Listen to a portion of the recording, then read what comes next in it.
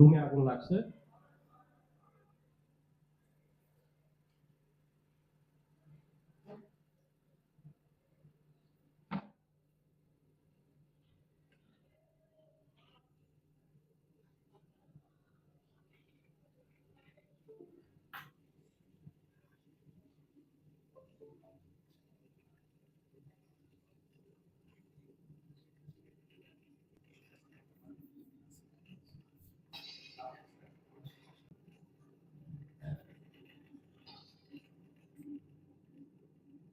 ঘড়ি দেখি আরেকবার আমরা কত লাগলো।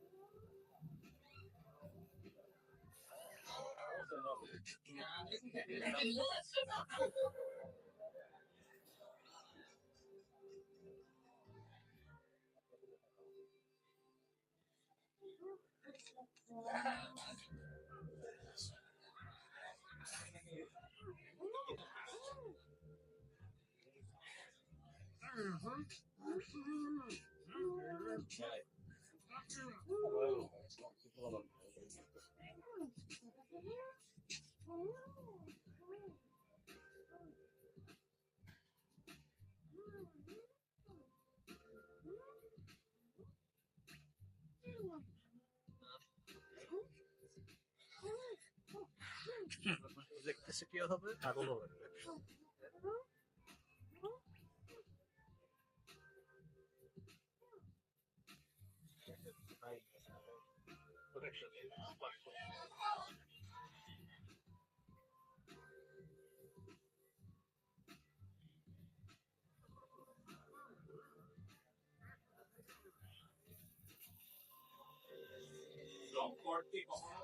যেরকম কয়েন করে রাখা এটি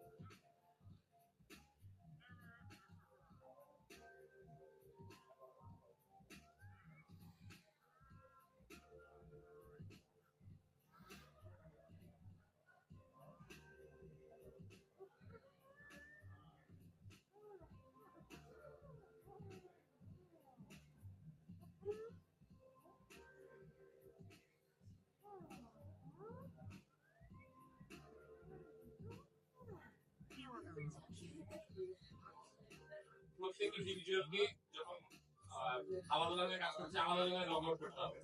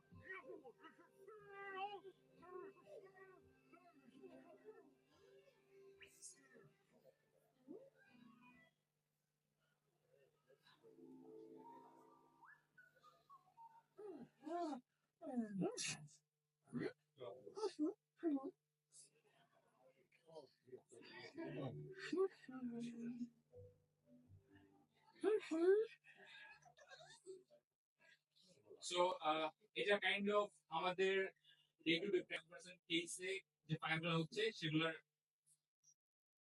ফার্স্ট রিজন হিসেবে ধরা হচ্ছে ইলেকট্রিসিটিকে। এই ইউরোপ ফায়ার কিছুদিন আগে হয়েছে Mohammadpur Krishi market. Fire service and civil defence ওরা ডিক্লেয়ার করছে যে একটা ইলেকট্রিক শর্ট সার্কিট থেকে এই ফায়ারটা হয়েছে এবং সেটাকে সেটা অ্যারাউন্ড 5,000 দোকান একেবারে পুরোপুরি নষ্ট করে ফেলছে।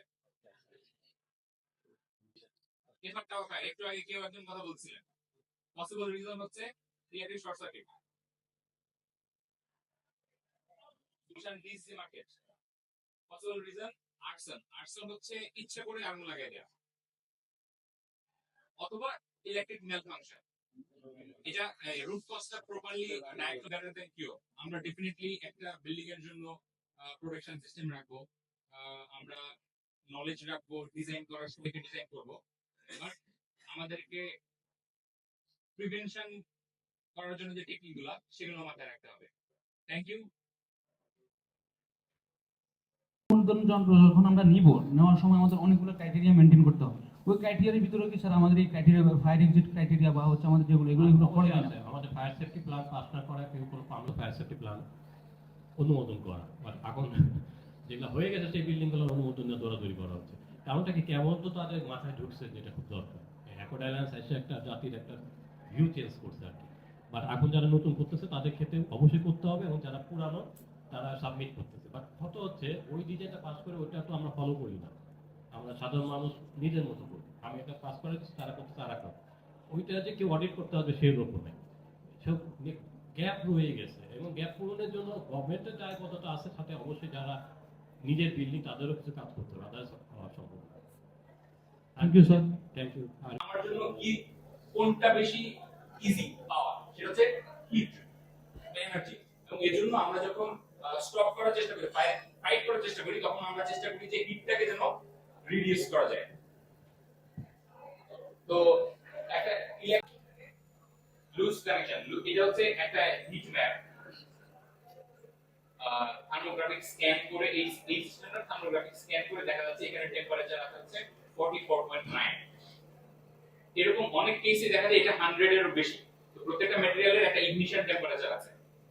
যখন ওই এই টেম্পারেচারটা ওই ইগনিশন টেম্পারেচার, এটা আসলে ঠিক না। কারণ আপনি যদি নর্থ আমেরিকাতে দেখেন, ইউরোপে দেখেন, ওদের এক্সটেনশন কর্ডগুলোতে একটা মানে বেসিক্যালি এক্সটেনশন কর্ড ইউজ করার নিয়ম হচ্ছে যে আমার এখানে একটা প্লাগ আছে, এটাকে আমি ঘুরে নিয়ে গিয়ে ইউজ করতে চাই। ডেইজি ফুল দেখছেন, ডেইজি ফুলের মালা, মানে একটার পেছনে অন্যটা, একটার পেছনে অন্যটা, এরকম করে করে, তাহলে কি হবে, এটা যে মেইন কর্ডটা, মানে এইটা হচ্ছে মেইন কর্ড। পপুলারলি দেখা যায় তো এগুলোতে আসলে এবং আমরা এরকম যে আমাদের যে প্যানেলগুলো আছে সেই প্যানেলগুলো দেখবেন যে প্যানেলগুলোর মধ্যে এরকম ব্রেকার থাকে, সার্কিট ব্রেকার থাকে, নাম শুনছেন সার্কিট ব্রেকারগুলো এরকম যদি ফল্টি হয় ওখান থেকে ফায়ার হতে পারে। ন্যাচারাল ডিজাস্টার সেটা হচ্ছে কি লাইটনিং, বজ্রপাত যেটা হয়, তাহলে এই সবগুলো কম্পারেশন ম্যাটেরিয়াল ভেতরে ফিউজ ইউজ করা হচ্ছে instead of circuit breaker better level চেষ্টা করতেছি। বেসিক্যালি বলতেছে যদি আপনি কেপেবল হন তাহলে আপনার বাড়ির যে ইলেকট্রিক্যাল সার্কিট বা আপনার ইন্ডাস্ট্রির যে ইলেকট্রিক্যাল সিস্টেমটা আছে সেটা নিয়মিত মনিটরিং করেন, মেইনটেইন করেন। কোনো ধরনের প্রবলেম যদি পান তাহলে সেটা প্রপার অথরিটিকে জানান। সে যদি ইন্ডাস্ট্রি হয় তাহলে ইন্ডাস্ট্রিতে যারা অ্যাপয়েন্টেড ইলেকট্রিশিয়ান আছে বা যারা মেইনটেনেন্স টিমে আছে তাদেরকে জানান। অনেক সময় দেখা যায় যে আমরা যখন কোনো একটা ইঞ্জিনিয়ারিং পড়া, বাট আমার পক্ষে এখন সম্ভব নাই এই 1-2 ঘন্টার মধ্যে একটু মধ্যে ধাপ দেওয়া, বাট আমি এই পথটা দেখা দেবো। সে পথের কাজে আমি বলতেছি প্রথম পার্ট হচ্ছে ফায়ার সেফটি ম্যানেজমেন্টের এই 4টা পার্ট। একটা হচ্ছে প্রিভেনশন। আমাদের তো আপনারা করোনার সময় তো সবাই কিছু প্রস্তুতি নিয়েছিলেন না, মাস্ক পরছেন, তারপর কোন জায়গাতেই না ইলেকট্রিক্যাল সেফটি, স্ট্রাকচারাল সেফটি এবং বয়লার এবং প্রেসার ভেসেল সেফটি। বয়লার এবং প্রেসার ভেসেল সেফটি সাধারণত যেসব জেনারেটরটা বয়লার এবং প্রেসার ভেসেল বা জেনারেটর সেফটি আমার এখন তো ইউনিভার্সিটিগুলোতে এসির জন্য এসি ইউজ করি বা আমাদের জেনারেটর থাকে, সো এখন এই জিনিস দরকার। আগুনের জন্য কি কি জিনিস প্রয়োজন হয় আপনারা কেউ বলতে পারবেন কি কি জিনিস দরকার আগুন ধরার জন্য? আর আর হচ্ছে অক্সিজেন, ফুয়েল এবং হিট। ওদের পরের কাজ ক্লিক কর। হ্যাঁ, In order to understand how to extinguish a fire, you should first of all know something about the causes. For a fire to burn, 3 elements must be present at the same time. কোন একটা যদি আমি ছড়া দিই, এটা হচ্ছে সেই হ্যান্ডেলের ক্ষেত্রে, এটা হ্যান্ডেলের ক্ষেত্রেও নিয়ম আছে এবং গার্ডের ক্ষেত্রেও নিয়ম আছে। যেমন হ্যান্ডেল 44 ইঞ্চি পর্যন্ত আমরা বলি যে 44 ইঞ্চি পর্যন্ত থাকা উচিত, এবং ছাদে যে আমরা হ্যান্ডেল চারপাশে যেগুলো দেখবো সেখানে 44। আচ্ছা, প্যাসিভ ফায়ার সেপারেশনটা কি আমাদের? আমি তো বললাম যে একটা ব্রিক ওয়াল মানে হচ্ছে 10 ইঞ্চি ব্রিক ওয়াল মানে 5 years rated, but still structure কি তাই? স্টিল স্ট্রাকচার সম্বন্ধে আপনাদের আইডিয়া কি? আমাদের কি করতে হবে? ফায়ার পেইন্টিং করতে হবে বা ফায়ার প্রুফিং করতে হবে, এবং আরো অনেক ব্যবস্থা 4-5টা সিস্টেম আছে যেগুলো স্টিল স্ট্রাকচারকে ফায়ার রেটিং করা যেতে পারে। বিল্ডিং থেকে আরেকটা বিল্ডিং এর ডিসটেন্স রাখছে এরা, এবং আমাদের 10 ফিটের একটা ডিসটেন্স রাখছে মিনিমাম, এবং এটা হওয়া উচিত। বাংলা ঢাকা শহরে কি আমরা তো গায়ে গা লাগায় পারলে আরেক বিল্ডিং এ ঢুকে যাই, তো একটা বিল্ডিং এ যদি আগুন লাগে আরেকটা বিল্ডিং এ ইফেক্টেড হয়ে যায় ভয়ঙ্কর। অ্যাকচুয়ালি 10 ফিটের ডিসটেন্স রাখা প্রয়োজন। এগুলো একটু ছবি দেখি আমরা, এগুলো নিয়ে কথা না বেশি কথা বলবো না, ছবি দেখি। আপনারা এটা এই ফায়ার ডোর গুলো দেখছেন এবং এটা নিয়ে কোনো কথা আছে কিনা? এটা কি করতে পারে? এক্সস্ট ফ্যান বা অন্যান্য জিনিস যেমন থাকে আমাদের বাথরুম গুলোতে থাকে টাইপের এক্সস্ট সিস্টেম, রাইট? কিন্তু ফায়ার হলে পরে কি হওয়া দরকার? এটা দিয়ে তো ধোঁয়া পড়ে বাইরে চলে যাবে, তাহলে কি হওয়া দরকার? বা বাতাস ঢুকে অক্সিজেন বেশি প্রবেশ করে আগুনকে আরো বাড়া দিতে পারে, তাহলে এটা কি হওয়া দরকার? এটা বন্ধ হয়ে দরকার। এবং বন্ধ কে করবে? ফায়ার ট্যাপ, মানে যে বন্ধ করবে ও বেটা নিজেও ফায়ার রেটেড, মানে ওকে পুরাইতে পারতেছে না। হ্যাঁ, এই যে ফায়ার কার্টেন, এটা হচ্ছে যে আমরা লিফট পাচ্ছি, লিফটের পাশে দেখেন কাপড়ের একটা ফায়ার রেটেড জিনিস। যখন আগুন লাগবে, যেহেতু লিফট কিন্তু ফায়ারের জন্য সবচেয়ে ভয়ঙ্কর জিনিস। আপনারা যারা অনেকেই মনে করে ফায়ার লাগলো, আগুন লাগলো, তাড়াতাড়ি তারা লিফট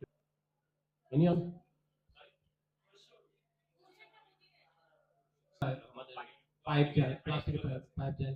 তো আপনারা কেন বয়লার রুমে ফায়ার সেপারেশন, বয়লার রুম নিয়ে কথা বলছি। বয়লার রুম আমাদের জেনারেটর রুম হচ্ছে সবচেয়ে ভয়ঙ্কর, এবং বয়লার রুম এবং ফায়ার সেপারেশন কেমন হওয়া উচিত এখানে কিছু ছবি দেওয়া আছে, এবং কত দূরে থাকা উচিত। জেনারেটর ট্রান্সফর্মার রুম গুলা সেপারেশন থাকতে হবে, আলাদা রাখতে হবে। এই যে dining area, chemical store, elevator, lift, অনেকেই বলে যে ডাইনিং এরিয়াতে কেন এত চিন্তা করা হচ্ছে। আমরা কখন আমাদের জায়গা থাকলে ওটা খুব সেপারেট করে রাখতে বলি, কেন বলি? আপনাদের কেন মনে হয় যে আমাদের জায়গা সেপারেট করতে বলি কেন? ডাইনিং স্পেস সেপারেট করতে বলি কেন? কি মনে হয়? এই আইডিয়া,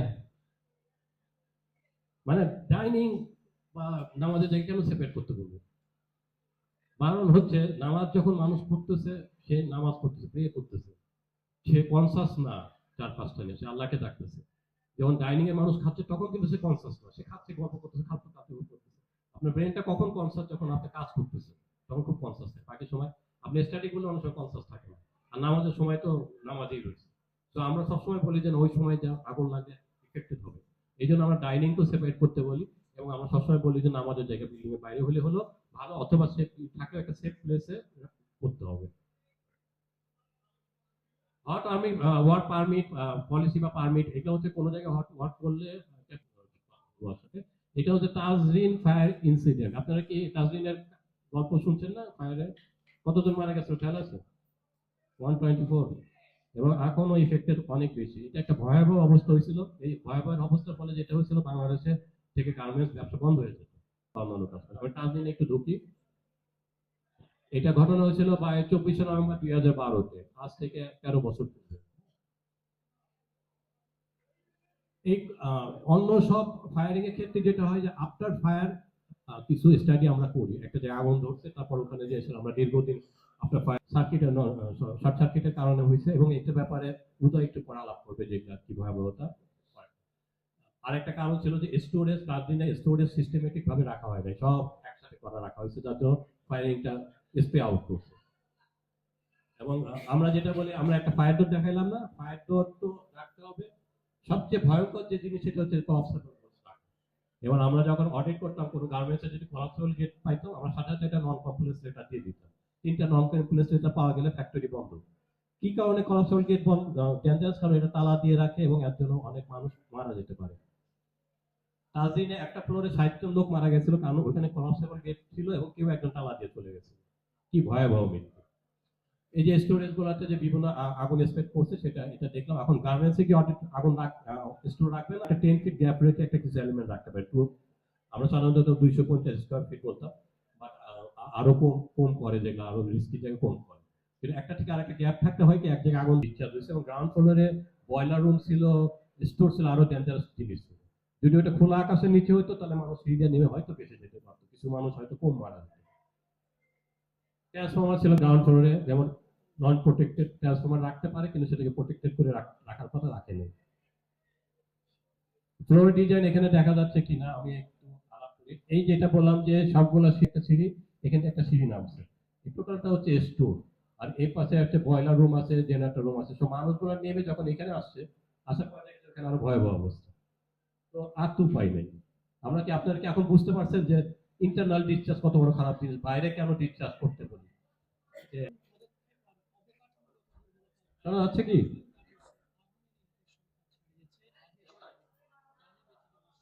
শোনা হয় না? না,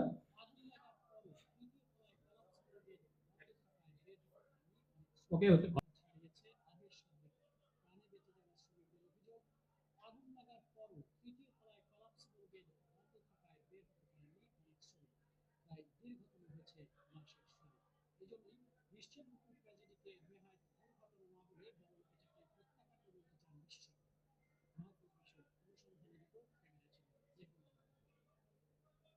তাজরিন গার্মেন্টসের এই অগ্নিকাণ্ডের ঘটনায় শতাধিক শ্রমিকের মৃত্যু অনেক প্রশ্নের জন্ম দিয়েছে।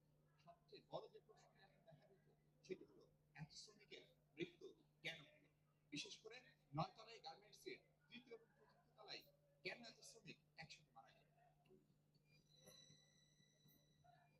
আগুনের লাগার এলাম নাম চলে আসছি।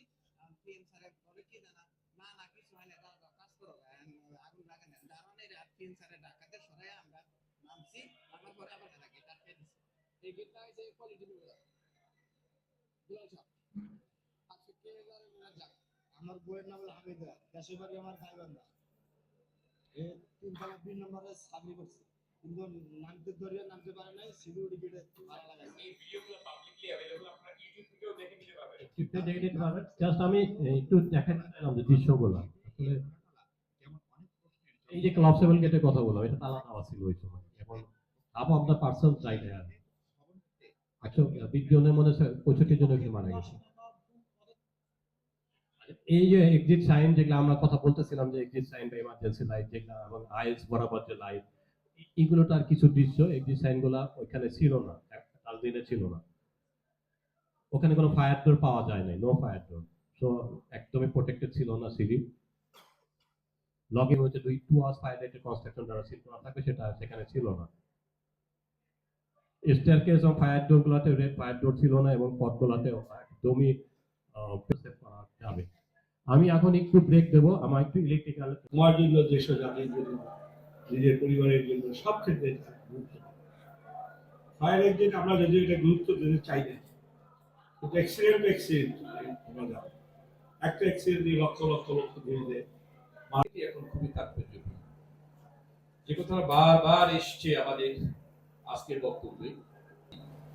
এখন হোল ওয়ার্ল্ডের একটা ক্রুশিয়াল ইস্যু, প্রতি মুহূর্তে সাথে যে জিনিস চলতেছে আমরা তা কিছুই জানি না, অথচ আমরা প্রতিদিন আগুনে মারা যাচ্ছি বলতে গেলে। আমি এখানে আরো কিছু ভার্সিটির ফায়ার ইঞ্জিনিয়ারিং নামে আলাদা ডিপার্টমেন্ট আছে, আলাদা থাকলে, কারণ ফায়ার যখন হবে প্যানিক মানুষ। Thank you so much. হচ্ছে স্যার এই যে আমাদের গার্মেন্টসগুলো যখন হচ্ছে শুরু থেকে স্টার্টিং থেকে কোন ধরনের ফায়ারের ফ্রিকোয়েন্সিটা কিরকম এবং সেই ফায়ারের ডেট কিরকম হয়। এখানে যদি আমি র্যাঙ্কিং করি তাহলে থার্ড র্যাঙ্ক মানে বাসায় যে ফায়ারগুলো হয় ইউএসএ তে বা নর্থ আমেরিকায়, তার মধ্যে র্যাঙ্কিং এর থার্ড পজিশনে আছে হচ্ছে ইলেকট্রিক্যাল ডিস্ট্রিবিউশন বা ইলেকট্রিক্যাল রিজনস গুলো হচ্ছে ডাইরেক্ট। এটা হচ্ছে ইন্ডাস্ট্রিয়াল সেক্টরে ফায়ারের রিজন। ইন্ডাস্ট্রিয়াল সেক্টরে সবচেয়ে বেশি কেসে ইলেকট্রিসিটি হচ্ছে মেইন রিজন, যেটা আর্থকোয়েক হয়েছে, ভূমিকম্প হয়েছে। জাপান, নিউজিল্যান্ড, আমি বহু জায়গাতে দেখে এসেছি, নিউজিল্যান্ডেও দেখা যাচ্ছে প্রতিনিয়ত ভূমিকম্পের আতঙ্কের মধ্যে থাকে। মানে এটা একটা কঠিন ব্যাপার। আর আমরা তো নানা আতঙ্কের কারণে ভূমিকম্পের আতঙ্ক আমাদের দিকে খুব বেশি একটা স্পর্শ করে না। কি জীবনের প্রতি মুহূর্তে এত চ্যালেঞ্জ আমরা নিই, ফলে এগুলা আছে কি নাই এগুলা দেখবারও আমাদের সেই সুযোগ নাই। কিন্তু আমরা মনে করি যে বর্তমান সময় এটি অত্যন্ত তাৎপর্যপূর্ণ, কারণ বাংলাদেশ এটা বিশাল ঝুঁকির মধ্যে আছে। তাহলে আমরা কি এরকম ঝুঁকিকে সামনে রেখে আমরা কি সবাই নিরক্ষর থাকি? ট্রেনিং এর কথা বললাম, অলরাইট, আমারও জাপান থাকার একটা অভিজ্ঞতা হয়েছে। আমি 99 থেকে প্রায় 2010 পর্যন্ত প্রায় 11 বছর জাপানে ছিলাম। অলরাইট, এই ট্রেনিং গুলোর ভিতর দিয়ে আমরাও গিয়েছি কম বেশি, বিশেষ করে আর্টওয়ার্ক রিলেটেড ট্রেনিংটা রেগুলার বেসিসে হতো। অলরাইট, সিভিল ইঞ্জিনিয়ার হচ্ছে তাদের যে বিএনবিসি বা বিল্ডিং কোড অনুসারে বিভিন্ন সেফটির একটা মেথড আছে, তা সবগুলা একজন এই সিভিল ইঞ্জিনিয়ার এই নলেজটা খুবই জরুরি। এটা ছাড়া আমাদের সিভিল ইঞ্জিনিয়ারিং বিল্ডিং এর ডিজাইন খুবই